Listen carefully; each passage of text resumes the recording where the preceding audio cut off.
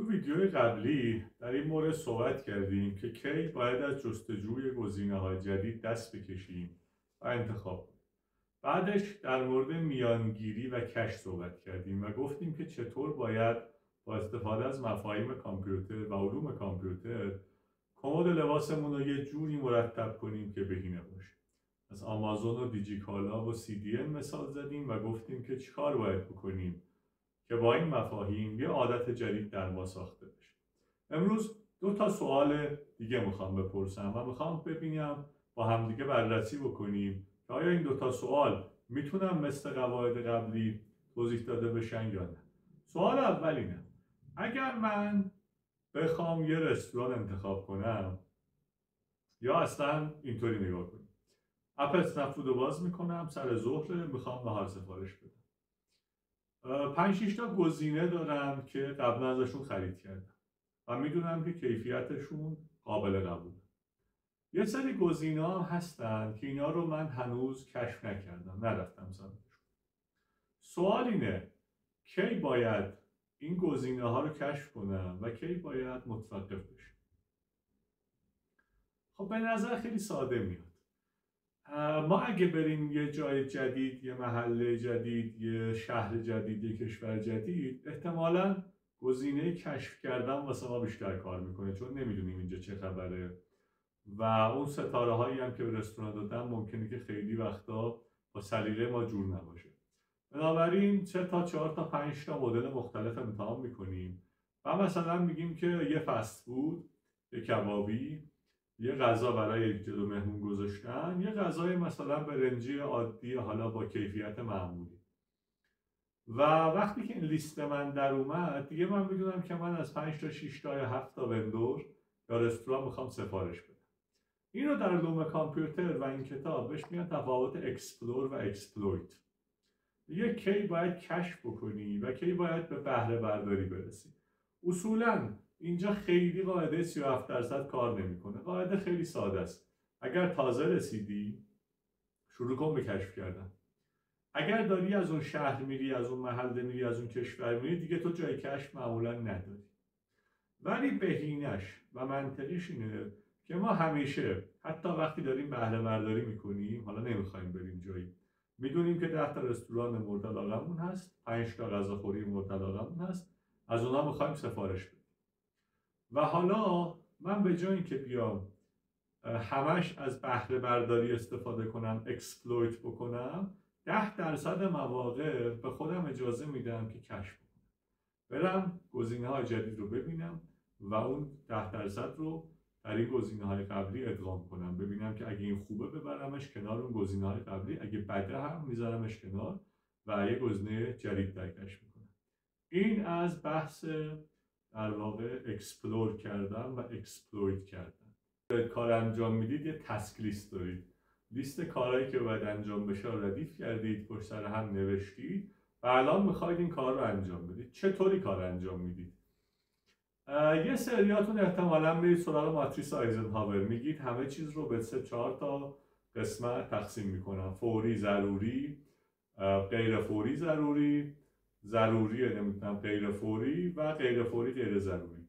حالا هر چیزی که توی این ماتریس میفته تو فوری ضروری باشه کمتر 2 دقیقه باید انجام بشه، در خانه های دیگر باید تولرانس زمانی، حالا فوری اصولا سریعتر 1 ساعته و ضروری غیر فوری مثلا تا آخر روز. غیر از ضروری غیر فوری هم انجام نمیدم، میذارم کنار. این یه طرفش.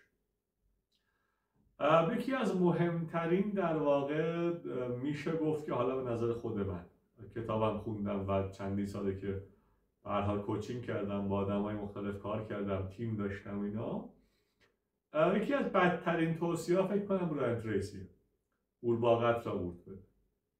این میگه اول کارهای خیلی مهمه تو بیا انجام بده. اول اون کاری که از همه سخت‌تره، در واقع کار مهمم نه، کاری که از همه سخت‌تره.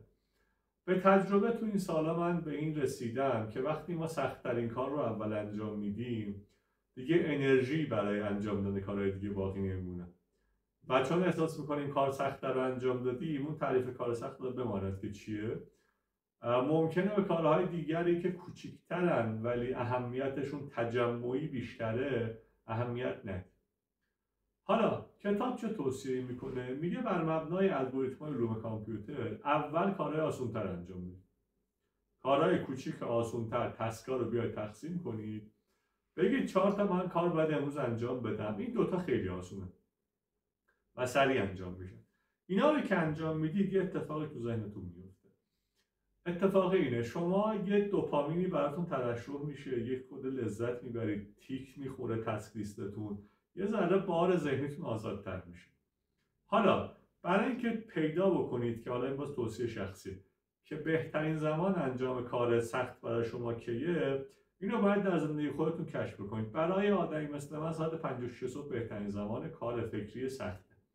برای شما ممکن 12 ظهر باشه، ممکن نصف شب باشه، ممکن 9 شب باشه، 5 بعد از ظهر باشه، 2 بعد از ظهر باشه، 11 صبح باشه. باید بگردید پیدا بکنید. اما حالا من آسون ترین کار رو انجام میدم بر مبنای چیزی که کتاب در موردش صحبت میکنه. خب الان یه کاری هست که کار سختیه. ما گفتیم اول کار سخت انجام بدیم، ولی ددلاینش نزدیکه، مثلا پس فردا من باید تحویل بدم. اینو چیکار کنم؟